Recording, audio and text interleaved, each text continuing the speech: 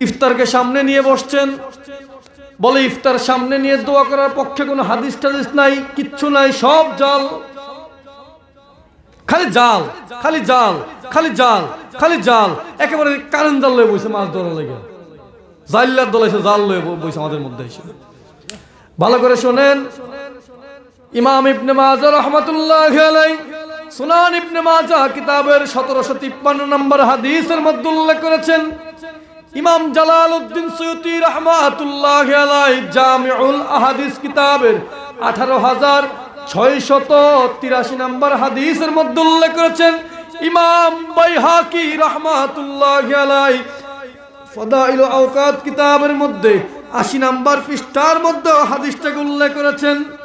যে হাদিস বলতে চাইছিলাম সুনান ইবনে মাজাহ কিতাবের হাদিস, আল্লাহর হাবিব বলেন যখন তোমরা ইফতার করবা, ইফতারের পূর্বে আল্লাহর হাবিব বলেন ইন্নালিস সাইমে ইনদাল ফিত্র,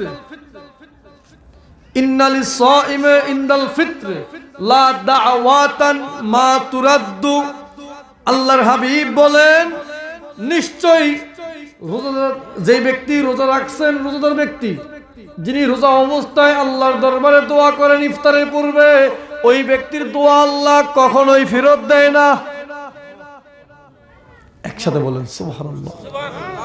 আল্লাহর হাবিব বলেন যেই ব্যক্তি রোজা রাখছে, রোজা অবস্থায় যেই ব্যক্তি আল্লাহর দরবারে ইফতারের পূর্বে দোয়া করে, শর্ত কিন্তু দুইটা, রোজা রাখতে হবে, ইফতারের পূর্বে দোয়া করতে হবে।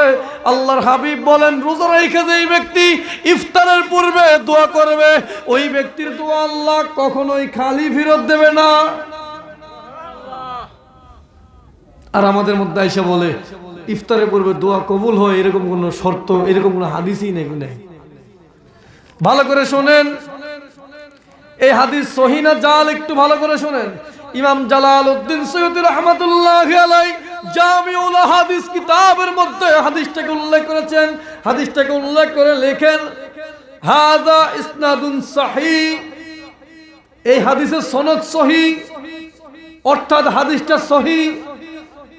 তাহলে সহিহ হাদিসের মধ্যে উল্লেখ রয়েছে ইফতারের পূর্বে দোয়া করলে দোয়া মঞ্জুর হয়, ইফতারের পূর্বে দোয়া করলে দোয়া মঞ্জুর হয়।